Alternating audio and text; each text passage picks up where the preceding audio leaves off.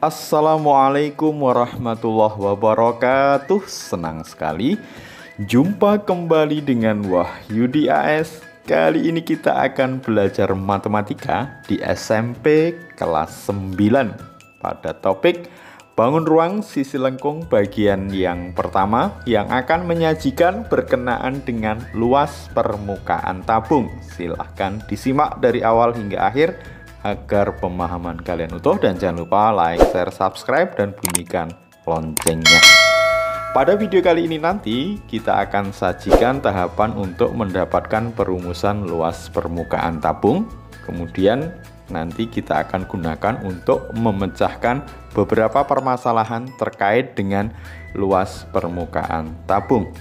Mudah-mudahan kalian bisa memahaminya dengan mudah. Tetap semangat, matematik is very easy. Ya, tentu bangun tabung adalah bangun yang dibatasi oleh alas dan atas berupa lingkaran yang sama dan kongruen, dan kemudian sisi tegak yang sisinya lengkung, ya.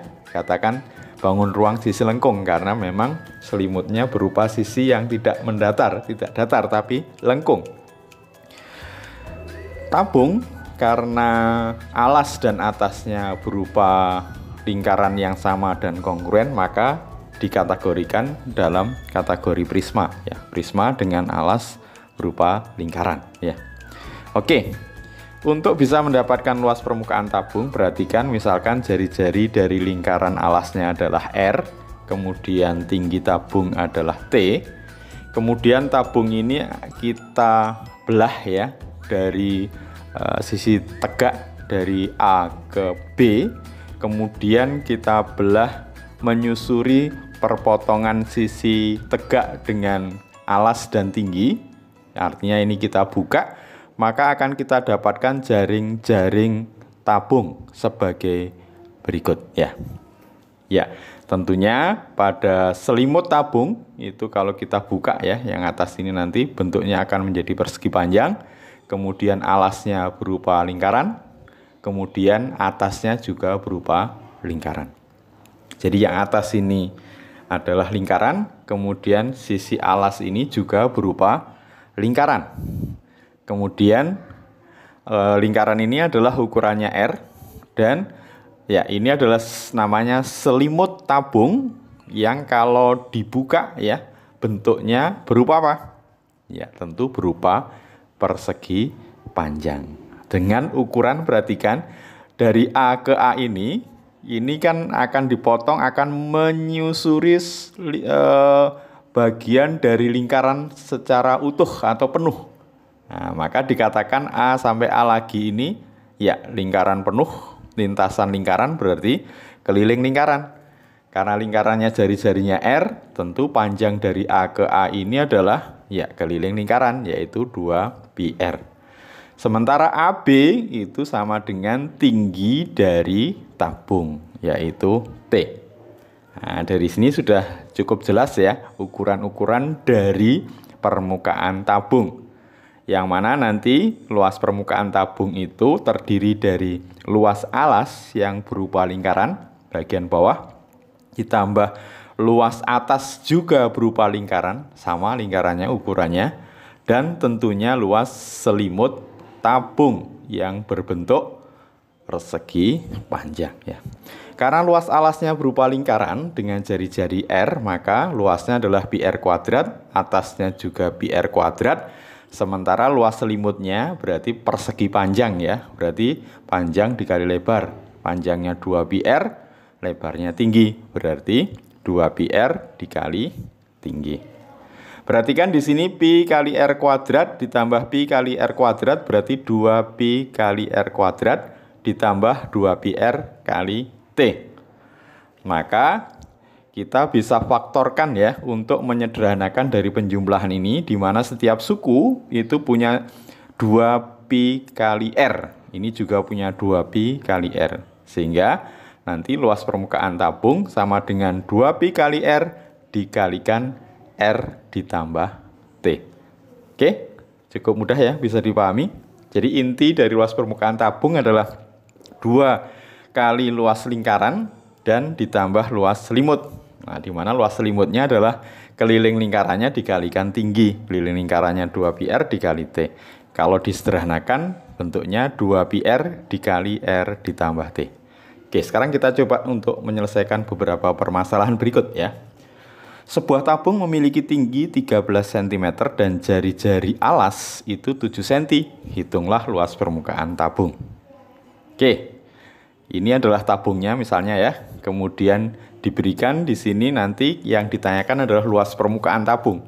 Dengan data jari-jari alasnya 7 cm. Jadi jari-jarinya 7 cm. Ini perhatikan. Kemudian tingginya 13 cm. Nah, tingginya 13 cm. Ya. Maka untuk bisa mendapatkan luas permukaan tabung, nah, dari yang sudah kita rumuskan, yaitu 2πr dikali R ditambah T. Karena jari-jarinya menggunakan ukuran 7, maka Pi bisa kita gunakan, ya berapa? 22/7. Berarti kita masukkan 2 dikali Pi-nya 22/7, R-nya 7, kali R-nya lagi 7 ditambah 13 ya. Oke, 7 sama 7 bisa saling menyederhanakan. 2 kali 22, 44. 7 tambah 13, 20. Ya, 22 kali 2 kali 22, 44 dikali 20 ya, berarti 880. Karena luasan berarti satuannya cm persegi. Oke, bisa dipahami ya? Oke, sekarang soal yang kedua. Sebuah tabung tanpa tutup tingginya 3 kali jari-jari dan luas permukaannya 1408 cm persegi. Hitunglah diameternya. Jadi diameter dari alas yang berupa lingkaran nanti ya. Oke, sekarang perhatikan, karena yang diketahui adalah luas permukaan ya. Kalau kita gambar berarti tabung ini tanpa tutup nanti ya. Berarti yang atas ini nanti kosong.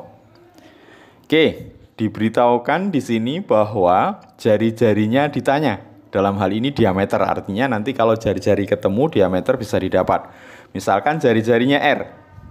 Kemudian tingginya 3 kali jari-jari. Nah, berarti tingginya 3R. Sementara luas permukaannya 1408. Nah, bisa langsung kita masukkan ke perumusan dari luas permukaan. Luas permukaan tabung adalah luas alas ditambah luas selimut tabung ya, karena di sini tanpa tutup. Nah, sehingga cukup luas alas yang bawah dan selimutnya. Karena di sini diberikan tabung tanpa tutup. Nah, jadi luas alas ditambah luas selimut.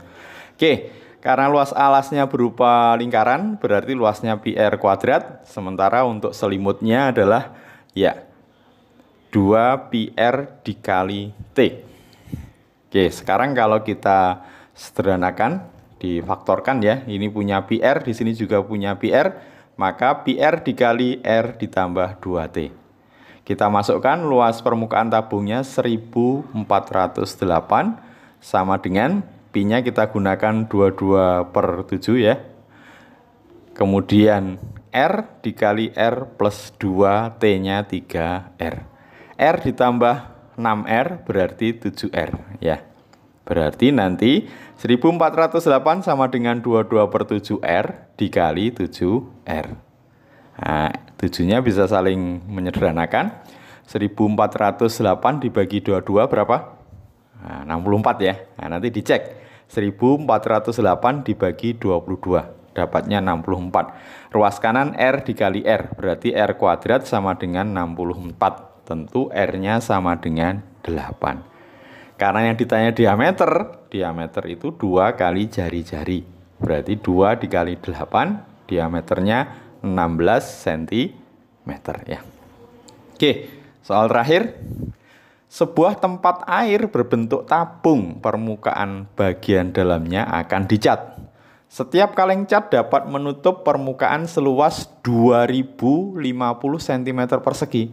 Hitunglah berapa kaleng cat yang dibutuhkan jika diameternya diberikan dan tingginya 85 cm ya. Oke.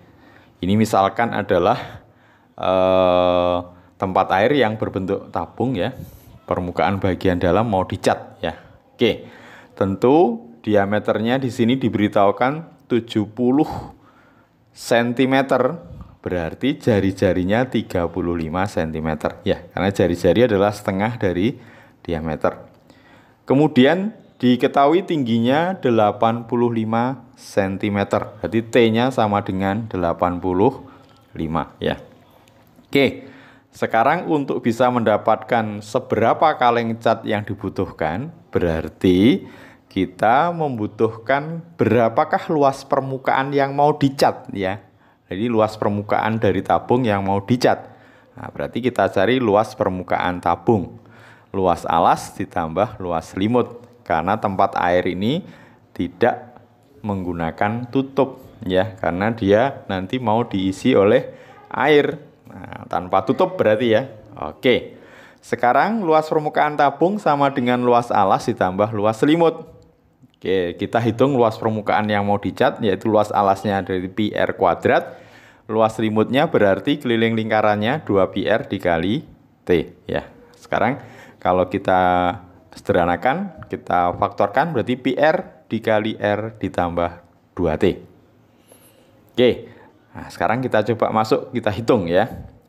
Pi-nya 22/7. Kenapa 22/7? Karena jari-jarinya 35 ya, bisa dibagi 7 ya. Kali 35 dikali 35 plus 2 kali 85 ya. Oke, 35 dibagi 7 dapat 5.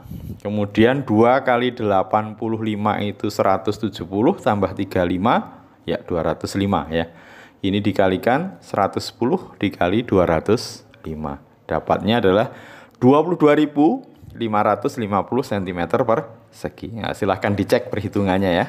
Oke. Sekarang perhatikan, setiap kaleng cat itu bisa digunakan untuk menutup bagian permukaan seluas 2050 cm persegi. Sementara luas permukaan tabung yang mau dicat 22.550 cm persegi. Sehingga berapa kaleng cat yang dibutuhkan? Nah, tentu luas permukaan tabung dibagi luas setiap kaleng cat itu bisa menutup berapa? Gitu ya.